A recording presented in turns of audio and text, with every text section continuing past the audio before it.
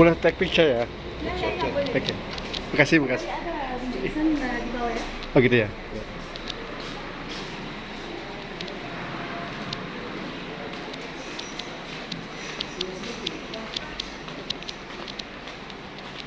Assalamualaikum.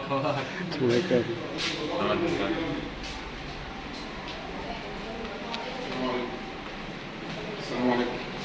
Assalamualaikum. Waalaikumsalam warahmatullahi wabarakatuh.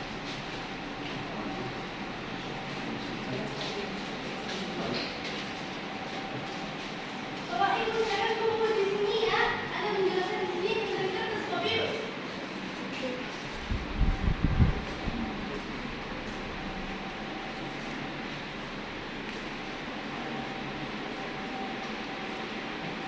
Ayo bantu Bapak di sini ya. Bapak Ibu ada penjelasan di sini tentang kertas virus. Oke. Penjelasan dulu ya, silakan. Langsung Bapak di sini.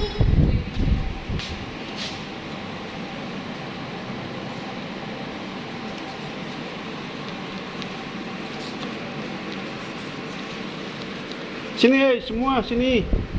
Sini. Kamu dari Indonesia? Dari Indonesia? Dari Mesir. Oh, Mesir. Can speak Indonesia ya. Toilet. Ya, di sini. Tinggal. Ada kantong nggak nih? Ini di sini aja di kantong. Bapak Sini. Ibu, Di sini biar silakan langsung berangkat di sini. Ada penjelasan dulu. Boleh masuk. Setelah penjelasan insyaallah ya. Silakan.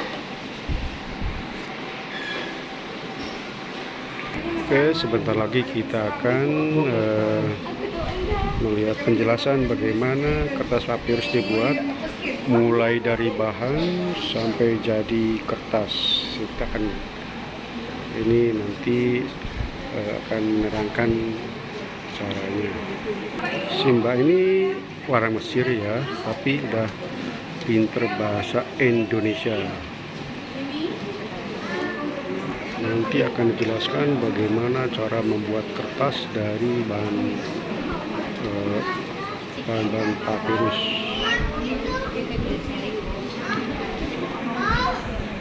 Di Sungai Nil, ya, tidak ada di berbagai negeri dimanapun di muka bumi ini.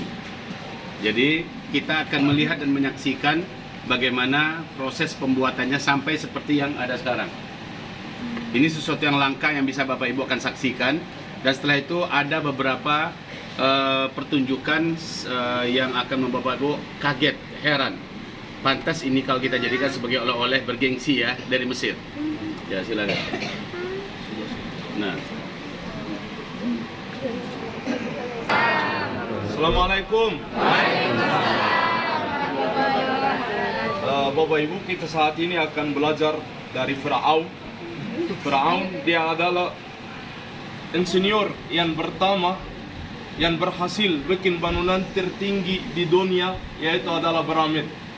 Firaun juga adalah dokter yang pertama pernah buat operasi yang namanya operasi mumi dalam sejarah dunia. Firaun juga adalah orang yang pertama pernah buat alat tulis, yaitu adalah kertas yang di belakang saya ini adalah namanya kertas papirus. Namanya kertas papirus. Oleh karena Firaun ilmunya sangat tinggi, akhirnya dia jadi sombong dan dia bisa katakan, Ana Rabbukumul A'la, aku adalah Tuhan kalian. Saking ilmunya sangat tinggi. Kenapa dulu Firaun ilmunya tinggi? Saat ini orang Mesir gak ada ilmu, karena dulu ilmu terbatas hanya untuk Firaun. Ketika Firaun mati meninggal dunia, ilmu ikut mati serta Firaun. Makanya Firaun berani katakan, aku adalah Tuhan kalian. Karena banyak rahasia Firaun, banyak ilmu yang kita sampai saat ini belum ketemu.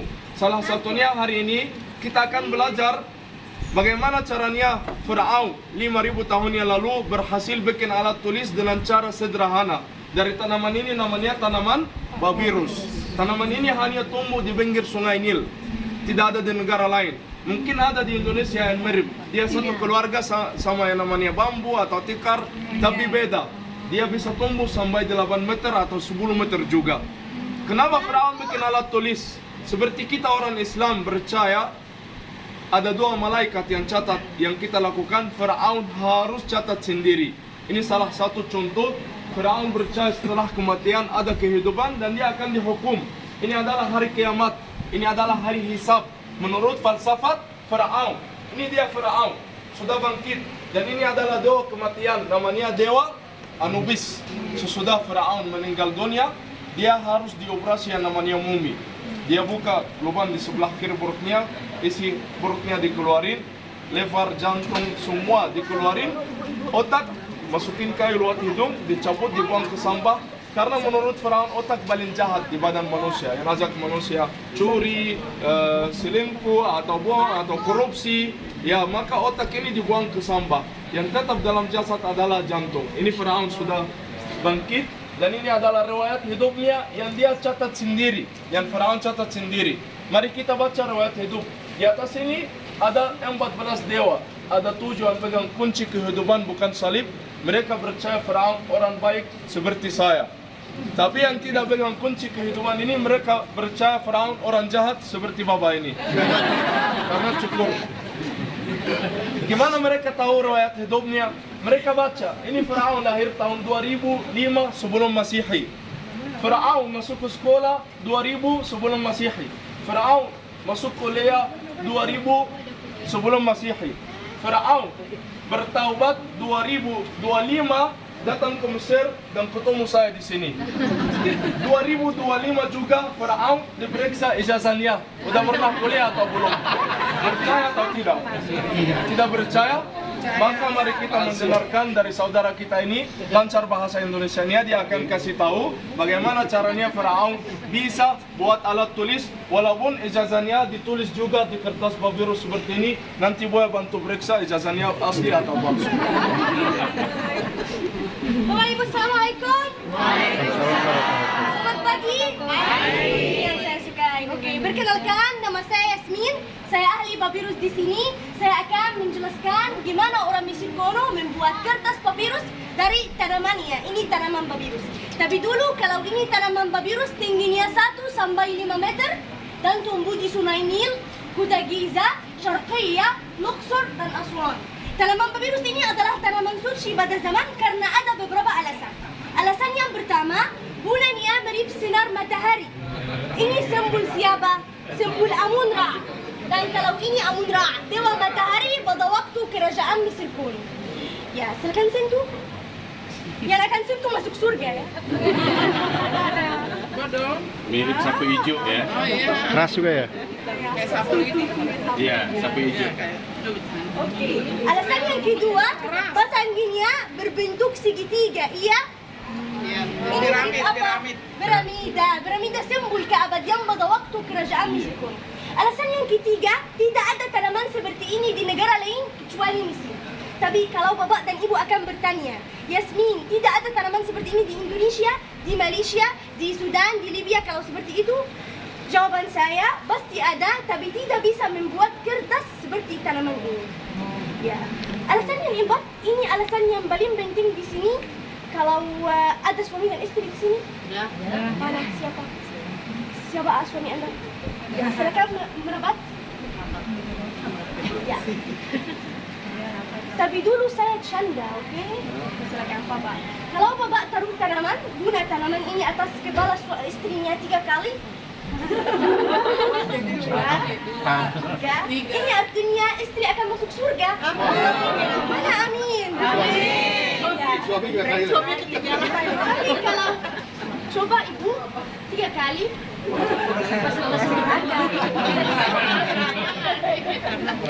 Yang keras. Ini artinya istri meminta dari Amun-Ra untuk Ustaz nikah lagi.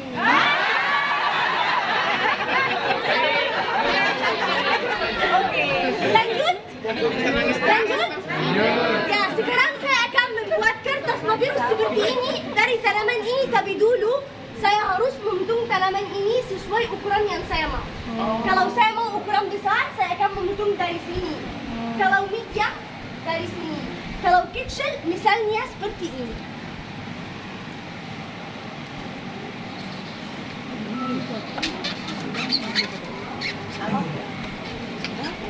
Gak bisa, ini ada neneknya. Oke. Kemudian di sini ada 2 bagiannya, ada yang putih dan ada yang hijau. Saya akan di keluar yang hijau. Saya akan kubas yang keluar seperti ini. Ini namanya kulit papirus ya.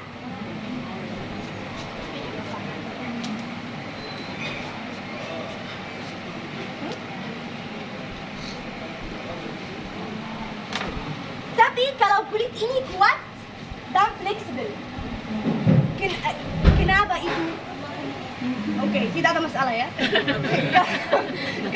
Kalau kulit ini kuat dan fleksibel, untuk itu orang Mesir kuno menggunakannya untuk membuat banyak hal, seperti tas, sandal, tali, karbet, sapu seperti itu ya. Juga keranjang Nabi Musa. Tahu keranjang Nabi Musa? Ya, dibuat dari kulit ini. Kenapa? Karena dua alasan. Alasan yang pertama, buaya di Sungai Nil takut dari kulit ini. Untuk itu Nabi Musa di dalamnya sudah aman ya. Yang kedua, tidak bisa tenggelam di air seperti ini. Kenapa? Karena tipis-tipis dan renang sekali ya. Oke. Kemudian saya akan menggiris bagian yang putih ini ke irisan yang tipis seperti ini. Oke, tapi kalau bagian ini lemah dan bisa batak seperti itu. Kenapa? Karena di dalamnya ada 3 unsur, serat, air, dan gula. Tapi kalau gulanya sedikit, 20% aja. Ya, sentuh, sentuh, sentuh.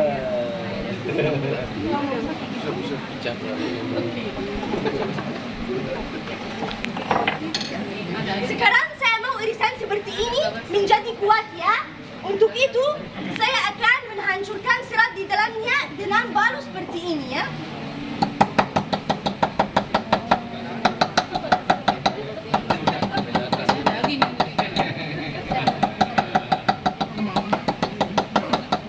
Kemudian saya akan mengeluarkan air di dalamnya dengan roll atau bolon seperti ini.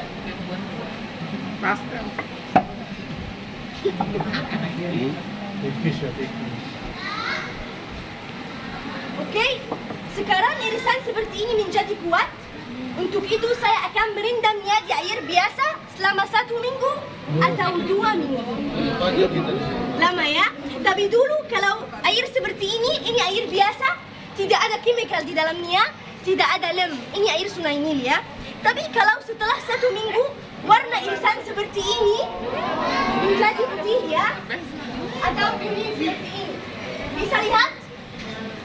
Kalau 2 minggu, warnanya coklat seperti ini. Semakin lama, semakin gelap atau coklat. Tapi apa perbedaan antara kertas yang putih dan kertas yang coklat? Pada zaman orang Mesir kuno percaya atau menulis teks yang biasa dalam kertas yang putih seperti ini. Tapi kalau teks yang menisi kerajaan atau keagamaan dalam yang coklat. Untuk itu ini sangat suci baginya atau kepada mereka. Oke, sekarang saya akan menggunakan 2 kartun ini untuk susun irisan secara vertikal dan horizontal ya. Tapi pada zaman orang Mesir kuno tidak punya karbet seperti ini. Kira-kira digunakan apa? Tidak batu, tapi kulit hewan sapi atau unta ya. Oke, sekarang saya akan susun irisan secara horizontal kemudian vertikal. Di sini ada 2 lembar ya.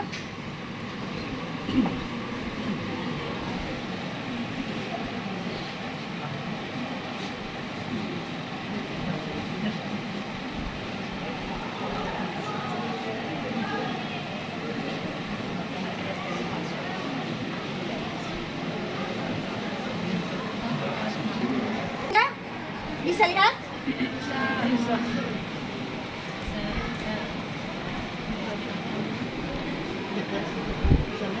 Sudah? Kemudian saya akan memasukkan 2 kartun seperti ini di bawah alat beres selama 1 minggu lagi. Boleh tunggu bersama saya 1 minggu? Oke, tapi setelah 1 minggu menjadi ada kertas papirus seperti ini, kertas kuat dan fleksibel ya.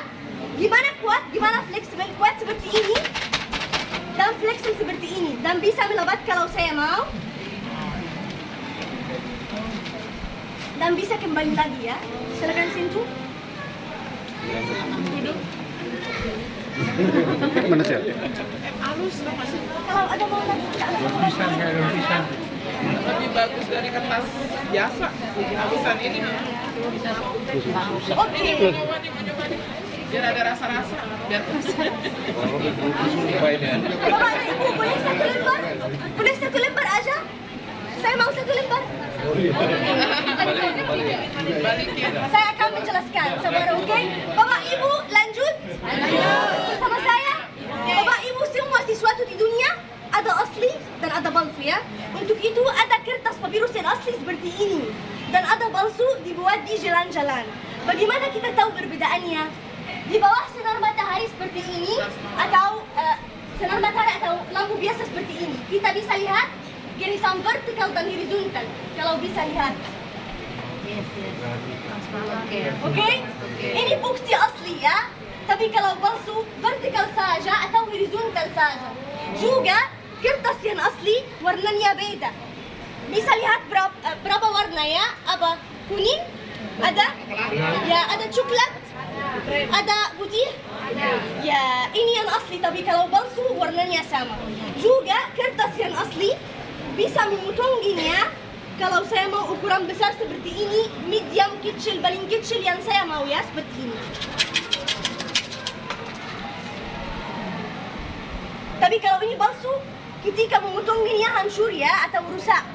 Juga kalau kertas seperti ini tahan lama, tidak bisa rusak, tidak bisa hancur kalau mencucinya di air. Gimana itu? Seperti ini. Bisa dicuci. Ya bisa. Kalau ini kertas biasa, pasti hancur atau rusak. Tapi ini kertas asli khas negara Mesir ya. Kalau manuskrip dari sungai itu air rumah sama aja sih. Masih kuat? Masih fleksibel ya? Oke, tidak ada masalah dikembali lagi atau menggunakan lagi. Juga yang terakhir ya, kalau ada anak nakal seperti saya waktu kecil, oke, dan robek atau sobek kertas seperti ini atau memotongnya seperti ini. Maaf ya, kalau ini kertas kuat sekali. Ya, seperti ini. Bisa kembali lagi atau tidak? Bisa atau tidak? Bisa. Bagaimana? Saya akan menggunakan air biasa, oke? Dan kembali lagi di bawah alat gas ya, atau berjemur 1 hari atau 2 hari dan kembali lagi. Ya, sudah. Bapak Ibu, ini kisah sederhana tentang kertas papirus, kertas yang asli dan pertama dalam sejarah. Di sana ada section yang bagus sekali, mengisi surat dan ayat Al-Quran. Boleh kita ke sana? Ya, oke. Kalau matikan lampu, rubah dan nyala. Rubah dan nyala. Glow in the dark and it changes. Kenapa? Karena di dalamnya ada 2 warna. Warna biasa seperti ini yang bisa kelihatan dan warna fosfor ketika gelap. Misalnya ini mengisi 3 qul. Qul huwallahu ahad, qul a'udzu birabbil falaq, dan qul a'udzu birabbil nas. Tapi kalau matikan lampu hubak ya Allah Jalla Jalaluh, Ka'bah, Qiblat Masjid Nabawi, yang terakhir Muhammad Rasulullah. Oke, kalau ini bagus sekali. Kenapa? Karena mengisi 2 kiblat. Oke, Masjid Aqsa di Palestina, tapi di gelap berubah ke Ka'bah, di belakangnya Masjid Nabawi. Ada 2 kiblat. Oke. Yang terakhir, sebelum mencoba ada lukisan. Yang terakhir sebelum mencoba, maaf ya. Yang terakhir sebelum mencoba ada lukisan seperti ini yang paling lengkap ya. Namanya Al-Mihrab. Mengisi ayatul kursi, surat Al-Ikhlas, nama-nama Allah yang besar atau Asmaul Husna. Kata Allah, kata Muhammad. Tapi kalau matikan lampu berubah Allah Jalla Jalaluh, mau lihat? Saya akan bilang dalam bahasa Arab, Itfi nur. Keras. Itfi nur. Lagi-lagi. Itfi nur. Mana kan mati-mati? Lagi-lagi.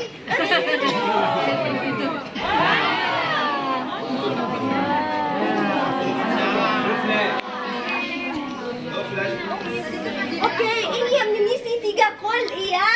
Tapi kalau matikan lampu, berubah ya Allah Jalla Jalaluh, Ka'bah Kubah Masjid Nabawi, yang terakhir Muhammad Rasulullah. Kalau ini mengisi Masjid Aqsa di Palestina, ini yang mengisi dua kiblat. Kalau matikan lampu berubah Ka'bah, mereka ini Masjid Nabawi.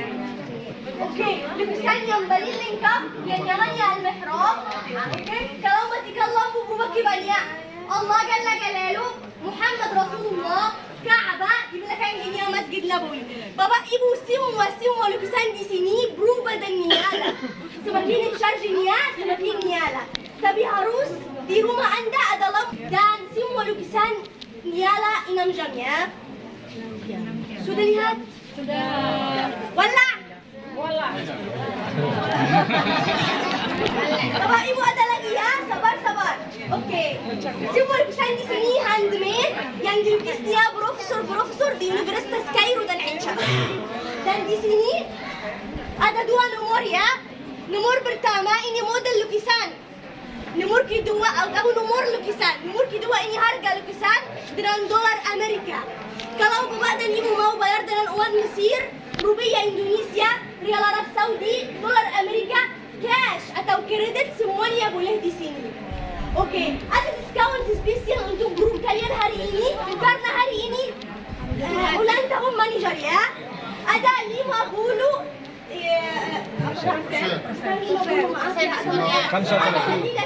ada 35 diskon untuk semua lukisan di sini ya. Juga ada beberapa ukuran dari semua lukisan, ada besar seperti ini, ada medium, ada kecil, ada paling kecil. Juga ada gulung seperti ini untuk menjaga kertas papirus sampai ke Indonesia. Ini di bandara aman dan kuat. Bisa di bagasi, bisa di pesawat, bisa dikubur, tidak ada masalah ya, tidak ada masalah